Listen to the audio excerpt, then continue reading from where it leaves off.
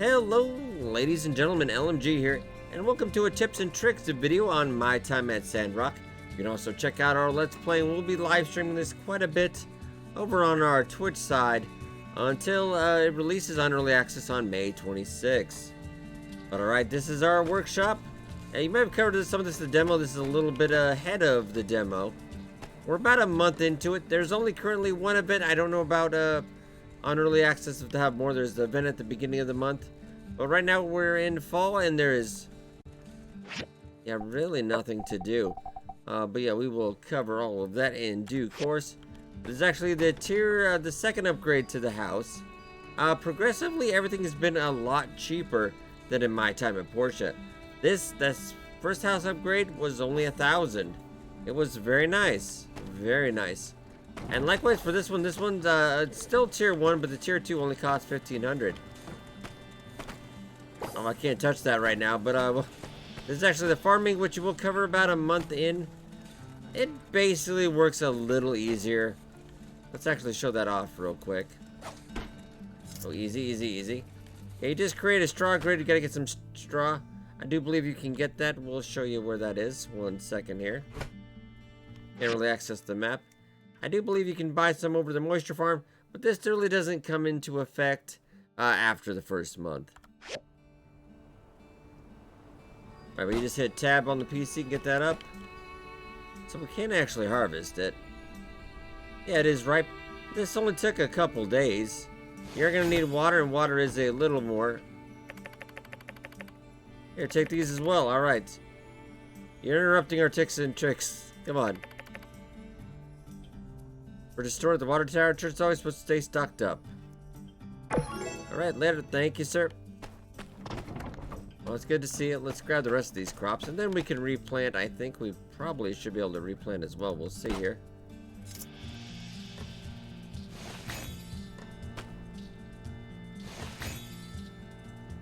Okay, but right now, yeah, that's just...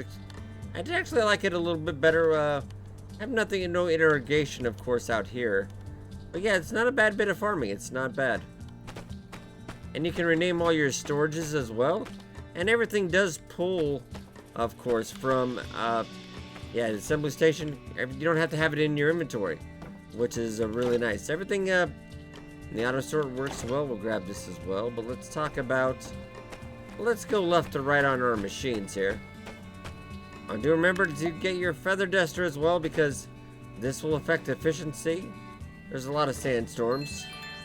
That'll come into play about a week into your game. Alright, first up, this is the water tank. It is the most important thing on the workshop here. Pretty easy to maintain, though. I think they did change this. They made this a lot easier. It is not quite as what it used to be. I don't actually have some water on us, but we'll deal with that later. 89%. And all of these machines are going to be using a little bit of water.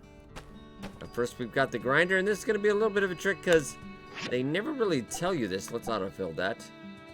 There is an upgrade, and even if you research it, you can upgrade.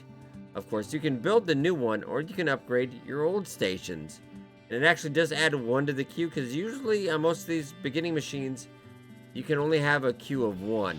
So if you want to make one thing after that, you gotta wait till it's done. Yeah, this is the grinder, but we want to make a civil grinding table. We need bronze plates, copper gears, manganese steel ingots, which I actually haven't unlocked yet, so that's going to be a bit of a while. Let's remember, when you want to upgrade a table, like the table here, right now, currently, only level 2 is the only table you can unlock. Let's see, that'll probably change as well. Why don't we actually get a little bit of water here?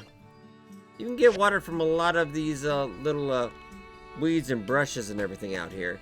It's a little bit. Also make sure don't take down any trees or actual big cactuses. Burgess does not like that. No, he does not. Alright. And this is the old recycler you'll get as well. You can upgrade that one. We could actually do that. That's pretty easy.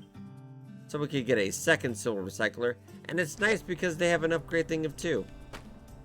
The good old processor, which you will learn from Key, the research guy. Listen, we'll give you a tour of the town as well. Okay. And this is an upgraded silver furnace, which is really nice. Yeah, you can get a queue of 2 on this. And that is the silver recycler. Just an upgraded version of that regular recycler. I do recommend getting at least 2 of, you know, the basic smelting, breaking stuff down. I don't feel like you really need, if you upgrade the processor once, I don't think you're gonna need a second one. I don't think it's, you know, you can only do 1 commission a day, plus whatever story stuff you got going on, so. Is that the mysterious man? Oh no, it's Fang, okay. Just curious, but let's go up on here.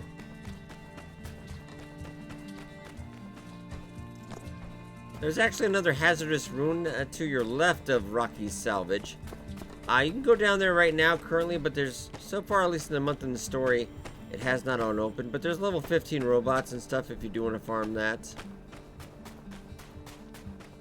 And this will cost a weekly pass over here. It's about 200 gold, which is not bad, but you can grab all of this. Right here, this is just junk. Let's grab a little bit of that. And you'll get various scrap you can put through in recycler.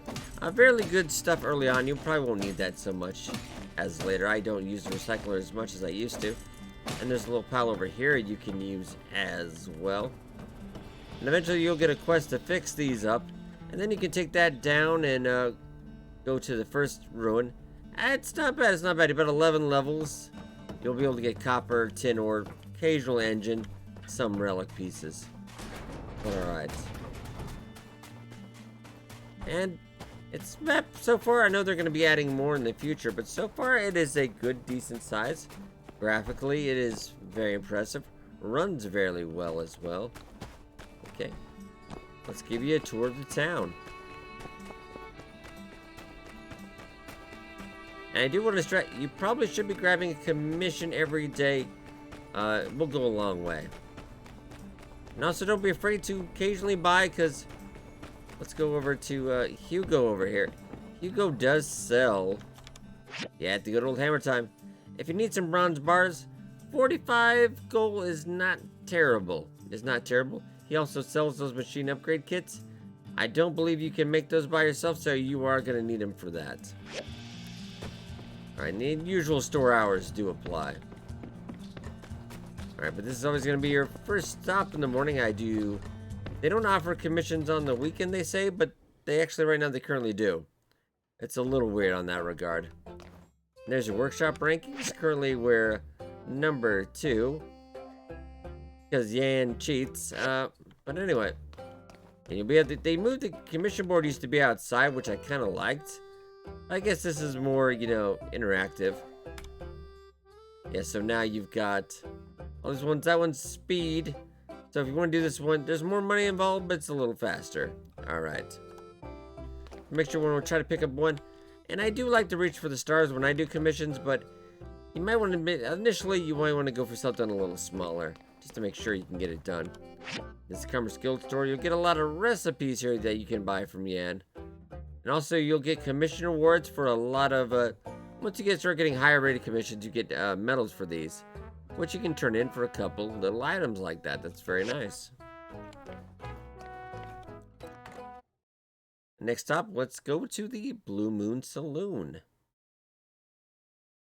The owner is Owen, and it is a very nice place. Doesn't quite work, I feel, as much as the Knights of the Round Table did, but I feel like you could get your stamina up way too easy in that one, though. Alright, Howdy Grace, she does work here.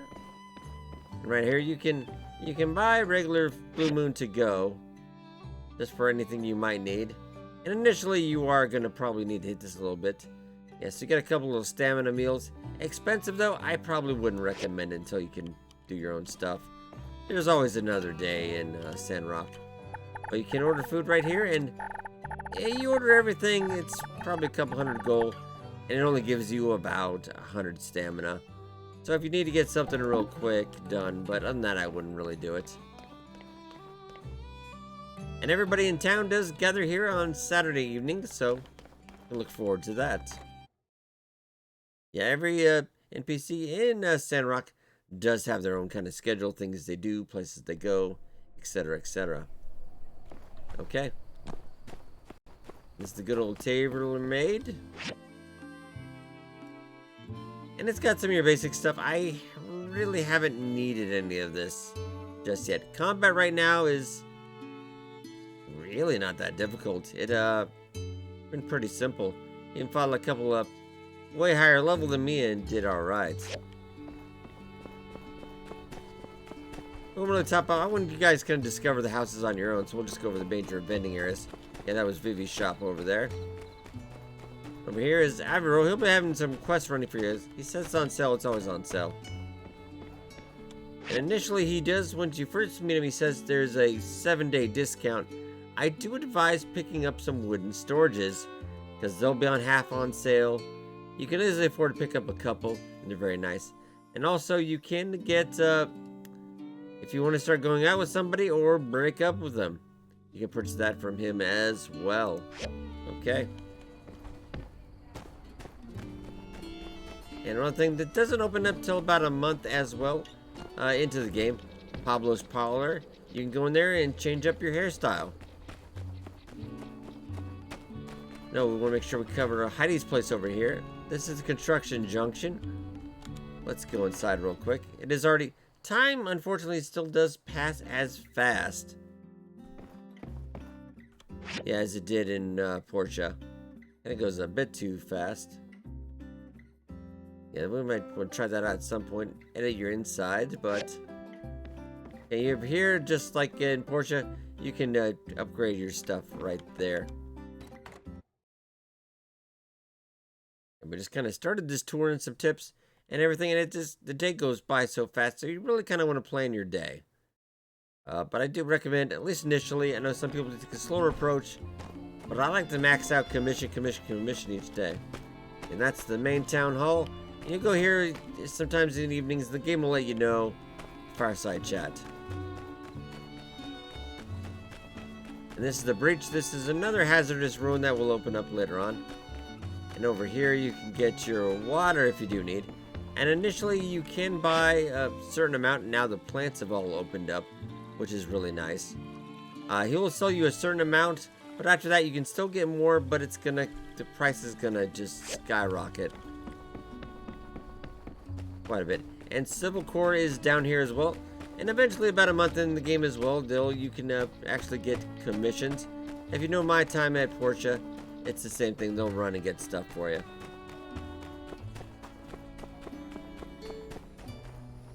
Just do a quick little run. And that's Penn. He's a bit of a jerk. But you guys did hit the 500k wish list, so now he's romanceable. So, alright. And Miguel in the Church of Light is up here. It's a very nice church.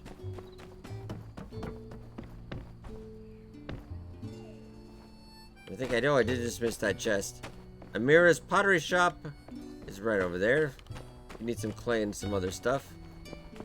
And over here is the key research. And there's also various other stuff you want to pick up. Yeah, go around searching around town a lot. There is a lot of treasures, so you can get some initial extra free stuff. Fall damage is a thing now in my time at Sandrock, though, unfortunately. And though it's pretty forgiving, though. It's pretty forgiving. Alright. There's that training ring if you ever do sparring against somebody. This is Fangs Clinic. It's only open on Wednesdays and Fridays. The museum, as well as the game center, is fully functional. Run by Katori. She does run both. We should be able to get in. You play little mini games. If you remember Knights at Round Table, they had their room, which was quite enjoyable. There's only a couple things at the moment.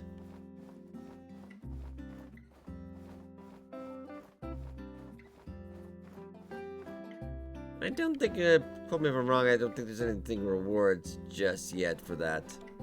But it's a fun little mini game place. Occasionally you take your certain someone there, have a good time. And the museum, actually, you will be a bit surprised the museum is smaller. And I'm actually kind of welcome that, because that other museum, I didn't actually finish that because it was just way too much. Yeah, unfortunately can't show you that, but it's a little bit smaller. Yeah, 7 to 6. And the day we started this video at the very beginning of the day, and it's already done. Yeah, so each day is probably about 20 minutes long around there. Alright, and then there's the Yakima Ranch. Right over here.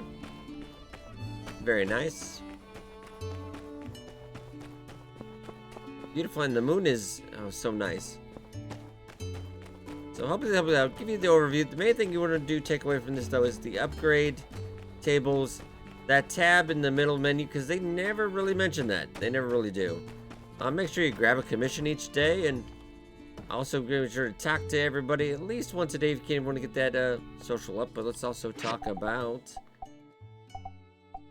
the skill tree, which will pop in fairly certain when you go along.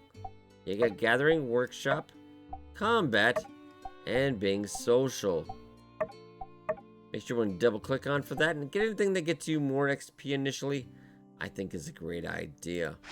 We'll be doing more of these videos, of course, as more content comes out.